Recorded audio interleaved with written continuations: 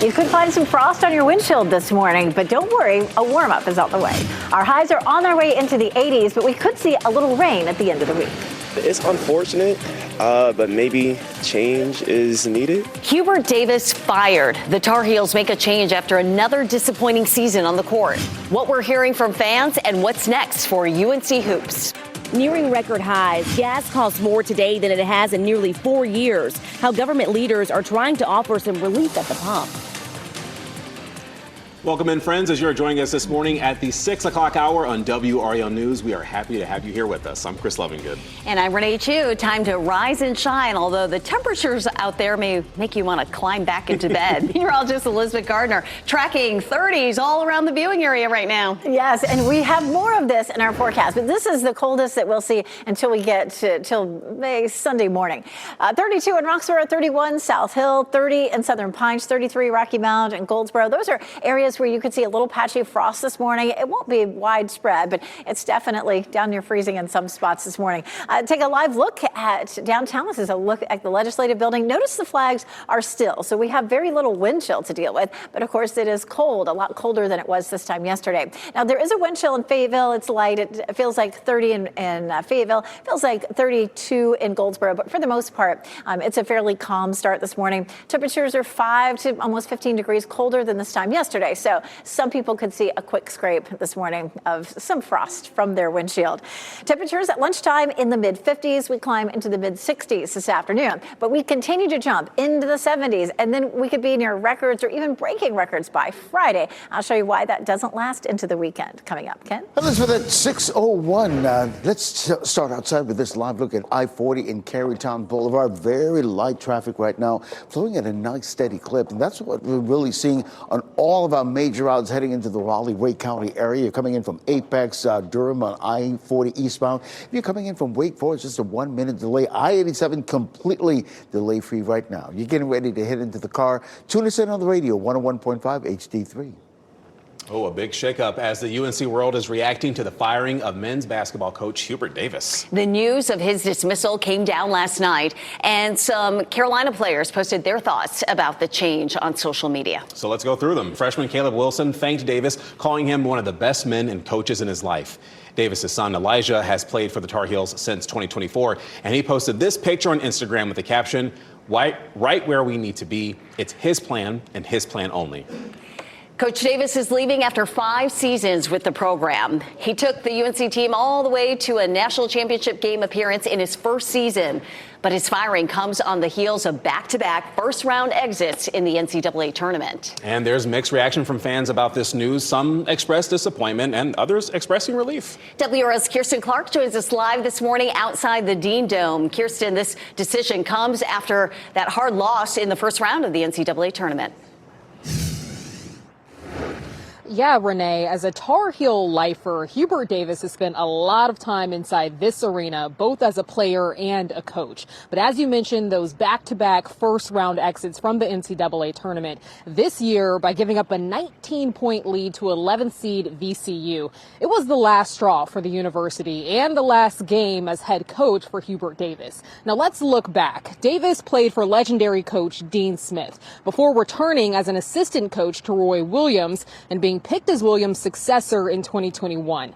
In his 5 years as head coach, Davis led the Heels to an ACC regular season title, 4 trips to the NCAA tournament, and a trip to the Final Four. That Final Four appearance came in Davis's first year, but the next 4 years fell short of the program's storied history leading to Davis's fate. Now let's take a listen to what UNC fans had to say about the announcement. You look back over the last few years, we've had some good runs, but we keep giving away double-digit leads. We've also had some really big disappointments and just not going to cut it at a top 5, top 4 program in the country.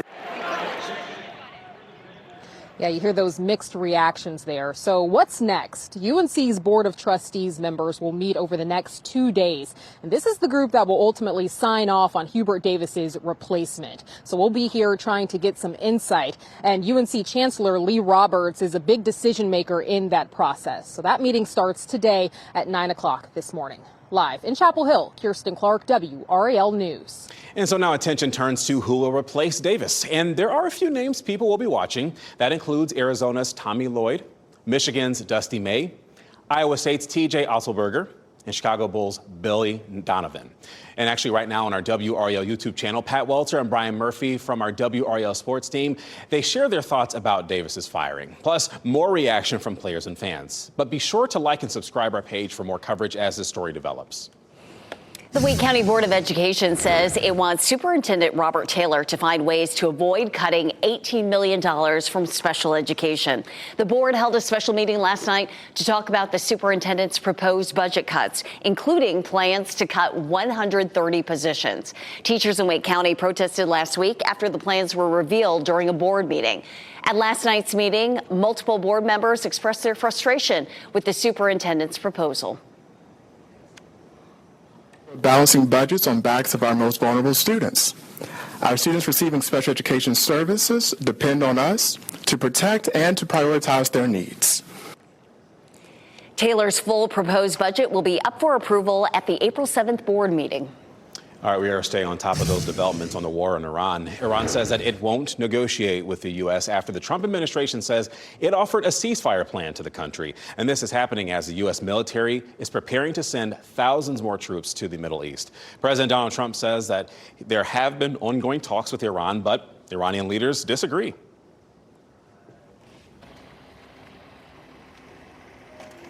Yeah, how long do I have?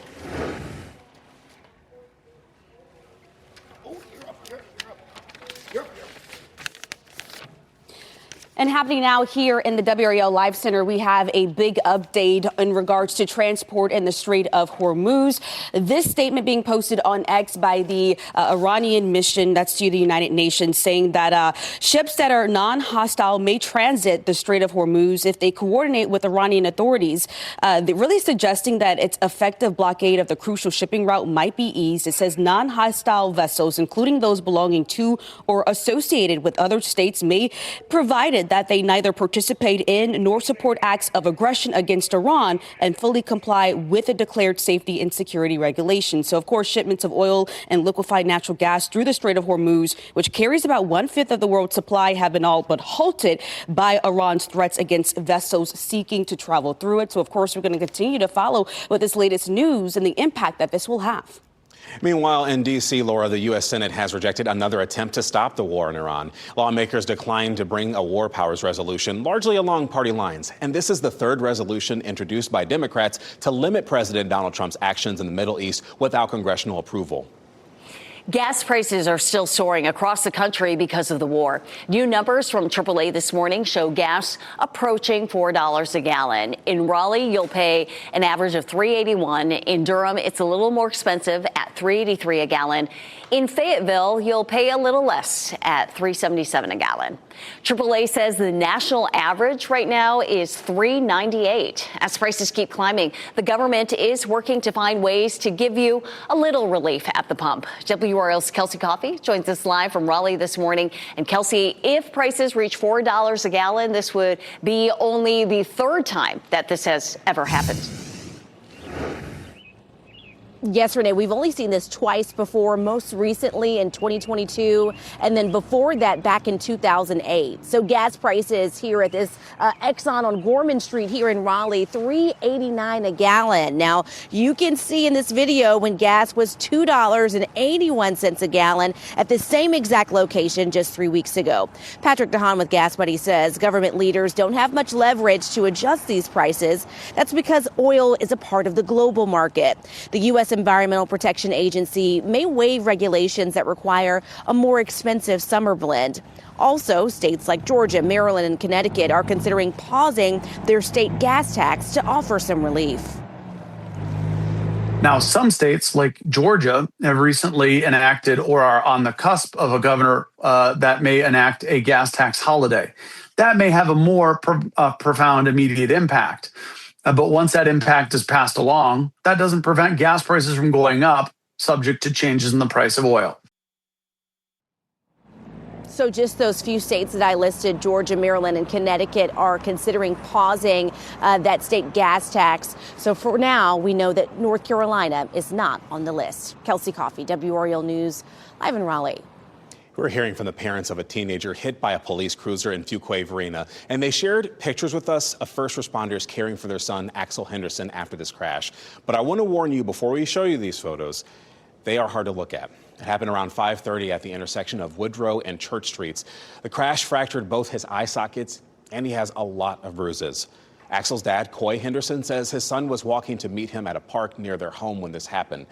And his dad says that an officer called him from his son's phone and told him his son was hit by a car. And I was like, you hit him. Like, you're a cop. Like, what are you talking about? Like, you're supposed to serve and protect. You hit my son? Just trying to focus on Axel and trying to keep him comfortable and help him through his injuries and help him with the recovery. And it's just want accountability. In a statement, the Fuquay-Varina Police Department says its primary concern is the well-being of everyone involved. Highway Patrol is now investigating. Happening today, a new step in the repair process for the Raleigh Convention Center. 2 new cooling elements will arrive today, and this will replace some of the temporary equipment the center had been using since the fire back on December 1st. There are currently 4 temporary units right now. The executive director says these new repairs are important as the weather gets warmer. So we've been working at about maybe 50% of the air conditioning, which has been great because the temperatures have been thankfully a little chilly. But now it's getting warm and timing is perfect that we now have 2 more permanent that will go back up and replace the ones that were damaged. A crane will be set up on McDowell Street April 1st to load the new equipment onto the roof. Expect lane closures on streets around the convention center for the first week of April. Your time is 6:10 this morning. Belichick is back. Season 2 has started for the UNC football head coach. Why he's optimistic about this new season? Upgrades on the way. A small airport in our area is getting some additions. We'll show you what's new. And after a cold start this morning, we do warm up to near normal, but we don't stop there. We're climbing into the 70s and then 80s. I'll show you when.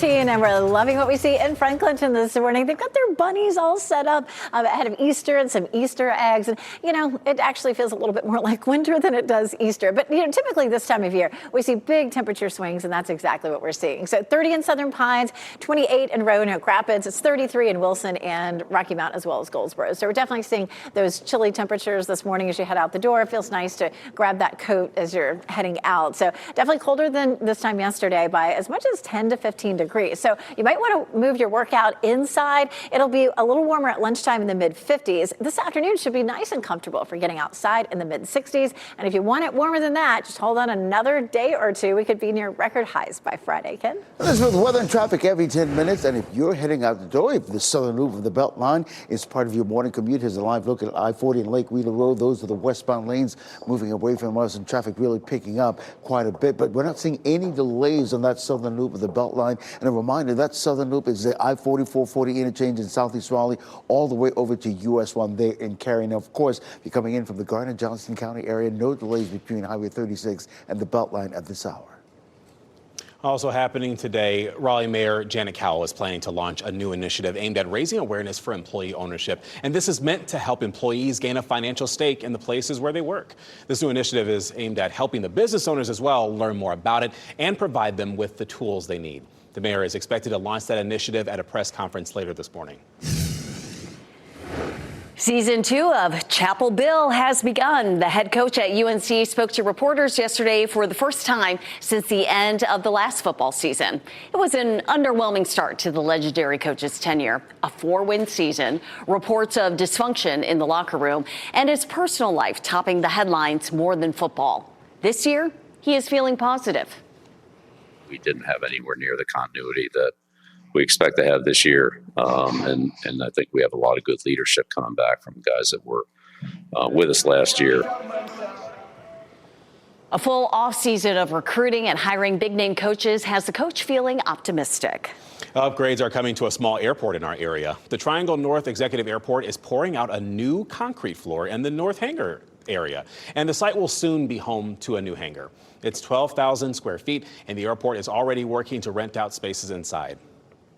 It is all anyone seems to be talking about now, the pollinating. While it happens every year, this year is a little different. Meteorologist Chris Michaels joins us now. Chris, the pollen we've seen the last 2 days is more than we usually see this early in the spring, right? Yeah, and that's according to the Southeast Regional Climate Center, which is right here in Chapel Hill. More than 3,000 grams per cubic meter. That's what we've seen in the last 2 days. That's the 6th highest reading in the month of March. And that data has been kept since 2002. You can see the other years in which we've seen even higher readings in the month of March. Some of those years, including 2020, 2007, and 2016. See, here's what's fueling that. It's actually been a very warm March, contrary to this morning. It's been the third warmest start to March on record, and that data goes back to the year 1887. So when you look at the other years that had those higher pollen readings, like 2016 and 2020, they also fell within the top 10 warmest Marches on record. If you feel like it's almost over, some bad news. It's only just begun, right? That yellow tree pollen usually peaks in early April. And believe it or not, that's not the pollen that's causing your allergies. The grains are pretty big. So we're talking about that in more detail and also some more trends right now on WRAL.com. But hopefully, Elizabeth, hopefully the cold air this morning lowers those levels just a little bit, because it's a mess out there. It really is, you know, and it's often that we do see it kind of come and go in waves, you know, when it gets hot, especially this time of year, you know, it's warm and then it's cold, it's warm, it's cold. And so that does tend to cause the pollen to fluctuate too.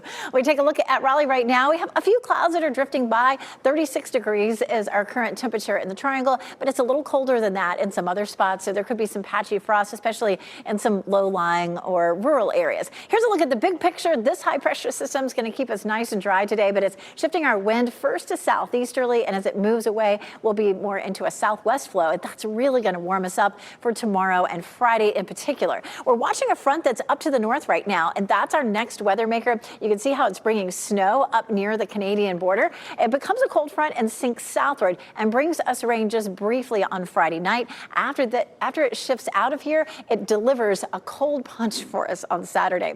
Let's move in a little closer. We zoom in on our high resolution model, talk about Friday. Friday afternoon, we will cloud up. We'll likely have some showers with that front during the evening. So at 9 o'clock, you can see some rain from the Triangle all the way up to the north and east. But by midnight, it's pretty much over. So it's going to be a quick shot of rain. That's great news if you have outdoor plans. It's not great news for the fact that we still really need some rain. So during the evening, late afternoon, evening, that shower activity begins, but then it's over well before Saturday morning. How much rain do we need to end the drought in a month? It's 8 to 10 inches. That is a really heavy lift, and you really don't want to see 8 to 10 inches in a month, because that's probably going to bring flooding. All we'll see Friday night is 1/10 of an inch, so it's a drop in the bucket. But it is going to open the door for a nice dry weekend. Saturday will be chilly, though. We're going to go from near record highs in the 80s on Friday back into the 50s on Saturday, and then we warm up a little bit on Sunday. Take a look. We go from 87 on Friday to 58 on Saturday,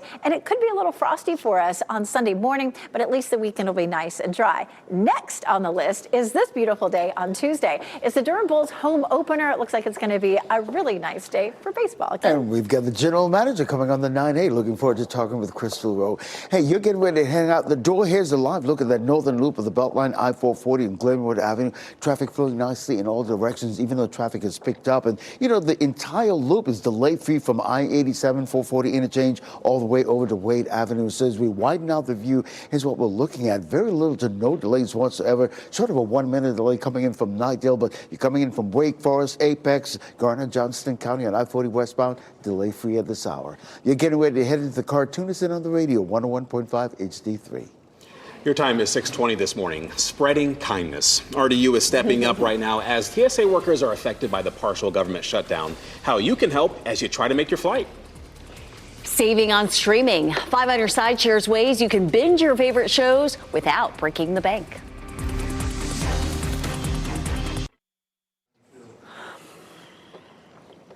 With all the recent stress with air travel, people are showing their kindness to TSA workers.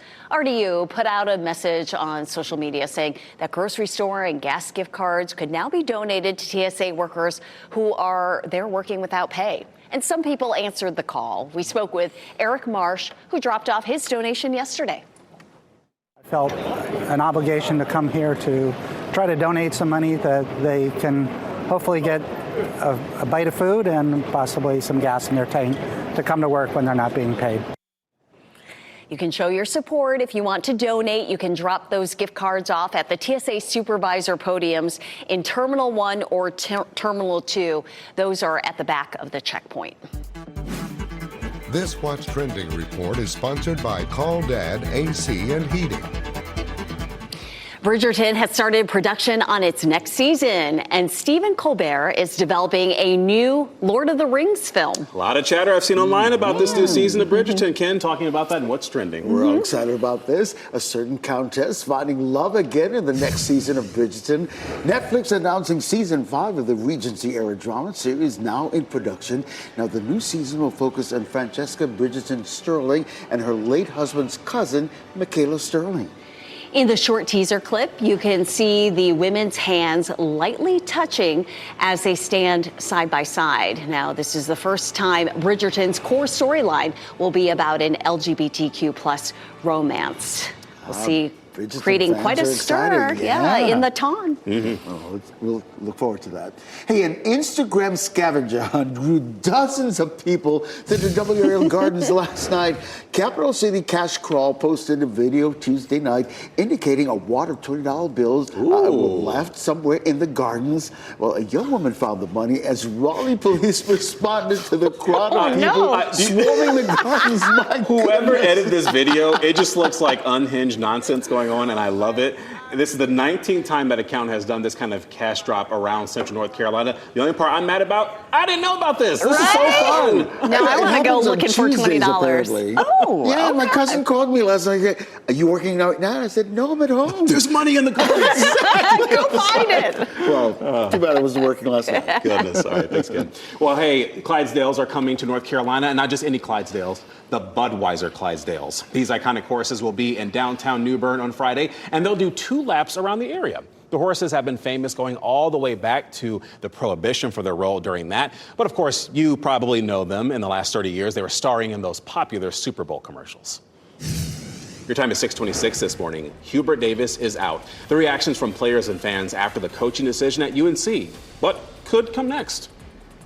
Prices soaring, gas nearing record territory. What it could mean for your next fill-up.